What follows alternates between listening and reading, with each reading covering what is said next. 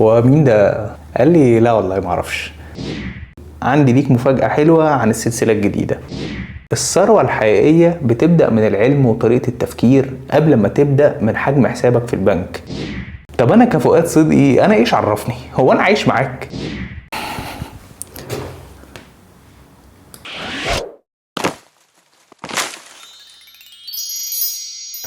أنا اختفيت من اليوتيوب تقريبا سنتين، وفي السنتين دول في ناس افتكرت إني بطلت، وفي ناس افتكرت إني زهقت، وفي ناس يمكن ما خدتش بالها أصلا، ودي بصراحة أكتر واحدة وجعتني.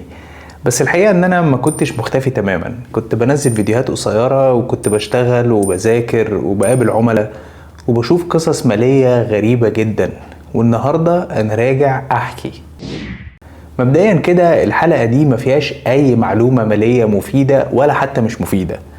ما ترجعش بقى تقولي ان انا كام دقيقة دول ضيعوا لك وقتك، انا بعترف من الاول اهو. والحلقة دي بطولة اندونيسيا، لاني لما كتبتها كنت في جزيرة بالي، وكنت بعمل خطة الرجوع لليوتيوب، عشان كده الشيء ده موجود على مكتبي. سألت البائع وانا بشتريه، قلت له هو مين ده؟ قال لي لا والله معرفش.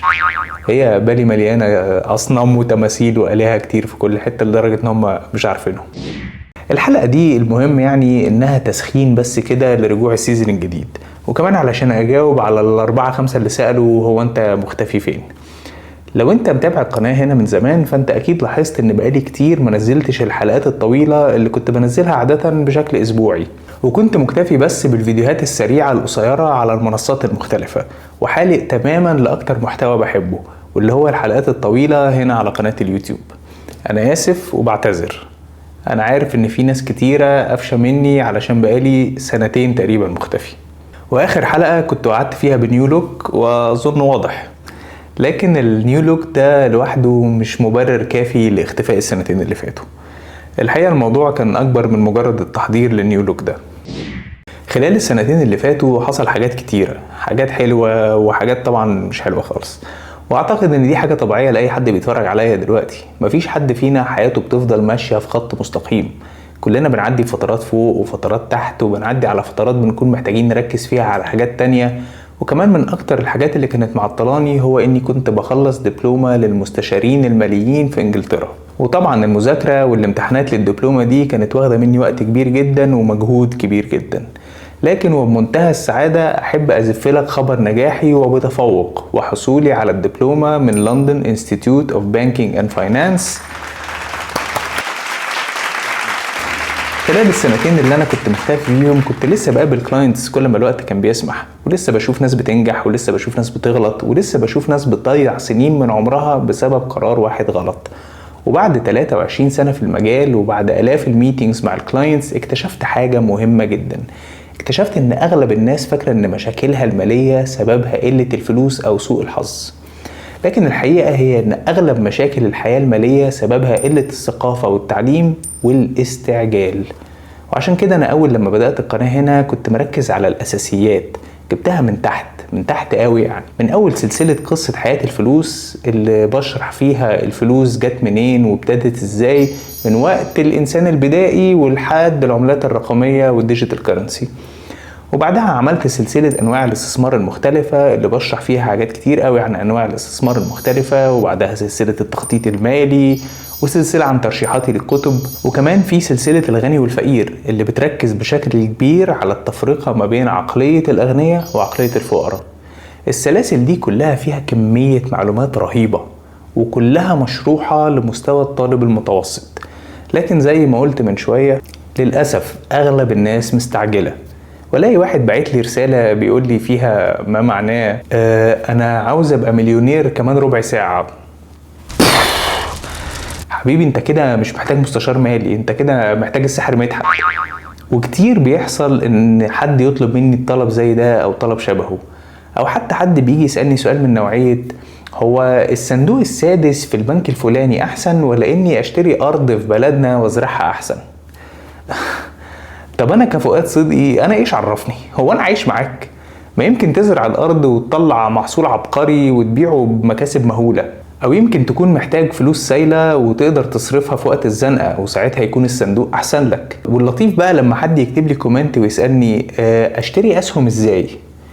يا سيدي ما انا وغيري عاملين حلقات كاملة عن الموضوع ده، ازاي تشتري اسهم، والحلقات دي ممكن تساعدك. معلش اتعب نفسك شوية واتفرج عليهم.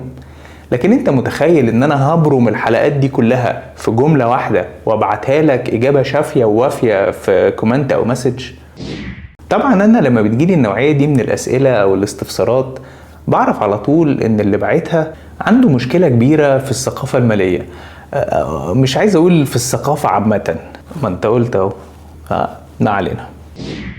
عشان كده في الحلقات اللي جاية هركز اكتر على تصليح غلطات مالية ناس كتير قوي بتقع فيها بسبب قلة المعرفة، وهحكي لكم كتير عن قصص حقيقية وغلطات مالية شفتها مع الكلاينتس بتوعي ومع غيرهم كتير جدا على مدار اكتر من 23 سنة اللي فاتوا. ويمكن دي تكون من اكتر الحاجات اللي مخلياني متحمس للرجوع تاني للحلقات الطويلة، لان الحقيقة انا بحب المجال بتاعي ده جدا، وبحب الكلام عن الفلوس والتعليم والكتب وطبعا السفر. ويمكن عشان كده كنت دايما بحس ان في حاجة ناقصاني خلال الفترة اللي ما كنتش بنزل فيها حلقات طويلة، لان الفيديوهات القصيرة ليها مميزاتها طبعا، لكن المشكلة فيها انك ما تقدرش تشرح فكرة كبيرة في دقيقة، وما تقدرش تحكي قصة، وما تقدرش تدخل في التفاصيل.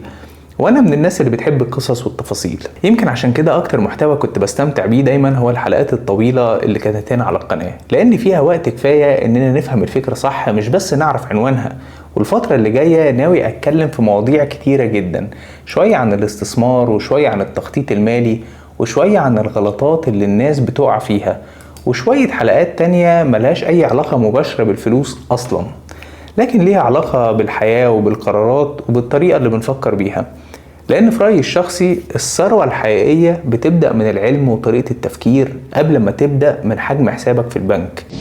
قبل ما أقفل الحلقة دي عندي ليك مفاجأة حلوة عن السلسلة الجديدة. في السنتين اللي فاتوا دول وأنا بسافر وبقرأ وبذاكر وبقابل كلاينتس اكتشفت حاجة مهمة جدا. اكتشفت ان من اكتر الحاجات اللي الناس بتحبها دايما مش الارقام ولا الجداول ولا التحليلات ولا حتى المعلومات المالية المجردة كده واللي تتحط زي الدبش، لكن من اكتر الحاجات اللي الناس بتحبها هي القصص. ويشهد على كلامي العبقري سيادة اللواء وليد السيسي. وعشان كده قررت ان انا هحكي لكم قصص حقيقية مع شوية رتوش خيالية علشان ألغوش على العميل بتاع كل حلقة. قصص لأشخاص قابلتهم بنفسي، ناس نجحت نجاحات كبيرة، وناس عملت غلطات كلفتها سنين من عمرها، وناس بدأت من الصفر ووصلت لأهداف ما كانتش متخيلة إنها ممكن توصل لها. وعشان كده هبتدي معاكم بلاي ليست جديدة اسمها حكاياتي مع العملاء في ربع قرن.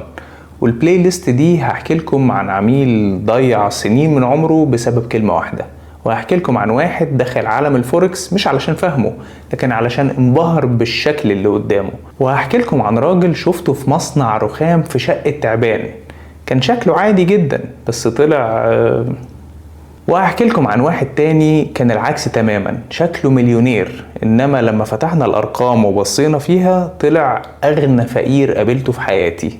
وهحكي لكم عن واحدة دخلت كريبتو علشان سمعت جملة يا تلحقي يا ما تلحقيش، وعن عميل تاني علمني كمية أسرار عن الكريدت كارد رهيبة. وفي قصص تانية أصعب عن تأمين على الحياة اتأخر يومين وكان تمن التأخير قاسي جدا. القصص دي مش هدفها الفضفضة ولا التشهير ولا الفرجة على غلطات الناس، هدفها إننا نتعلم من غير ما ندفع نفس التمن. ومن أهم سمات القصص دي هي التعتيم التام على كل شخصية. كل بطل من أبطال القصص دي هيبقى مختفي، بحيث إن حتى لو الشخص اللي أنا كنت بحكي عنه القصة لو هو بنفسه اتفرج عليها عمره ما هيعرف إن أنا كنت بتكلم عليه، لأن سرية وخصوصية أبطال قصصي أهم بكتير قوي عندي من أي حاجة تانية. القصص كلها هتكون طبعا من غير أسماء ومن غير أي تفاصيل شخصية، لكن هشارك معاكم أهم الدروس وأغرب المواقف والقصص اللي شفتها خلال حوالي 25 سنة في المجال ده. وأعتقد أن بعض الحكايات دي ممكن تعلمنا أكتر من عشرات الكتب والمحاضرات. وأول حكاية هتكون في الحلقة اللي جاية. حلقة النهاردة دي بس مجرد مقدمة كده وإعلان عن رجوعي تاني لليوتيوب وبالشكل الجديد. ولو انت من الناس اللي كانت متابعني من زمان فشكرا انك لسه هنا، ولو دي اول مرة تشوفني فاهلا بيك. واوعدك ان عندنا كلام كتير هنتكلمه في الفترة اللي جاية، وصدقني بعد 2 غياب انا لسه هبتدي، وهحاول التزم على قد ما اقدر باني انزل حلقة كل اسبوع. بس محتار مش عارف انزلها يوم ايه. قعدت بقى بحثت في احسن توقيتات نزول الحلقات، وبصيت على اكتر الاوقات تفاعلا مع المحتوى، وسألت اهل الخبرة في المجال، وكل جهة من دول ادتني توقيت غير التاني. عشان كده قررت ان انا هسألك انت، في رأيك ايه احسن ميعاد لنزول الحلقة اسبوعيا من وجهة نظرك؟ ودي طبعا ممكن تكون كلمة السر اللي بقترحها في نهاية كل حلقة، واللي بيها هعرف مين هنا من الحرس القديم ومين اللي هيبدأ الرحلة معانا من جديد. اكتب لي في التعليقات ايه اليوم المفضل بالنسبة لك لنزول الحلقة، وانا هشوف اكتر يوم تم الاتفاق عليه وهحاول على قد ما اقدر التزم بيه، والمرة دي هحاول ما اختفيش 2 تحياتي. بص بقى، الحلقة اللي هتطلع جنبي هنا دي اليوتيوب مرشحها لك انت مخصوص، غالبا حاسس انها هتعجبك. اتفرج عليها وقول لي اليوتيوب كان صح ولا اي كلام.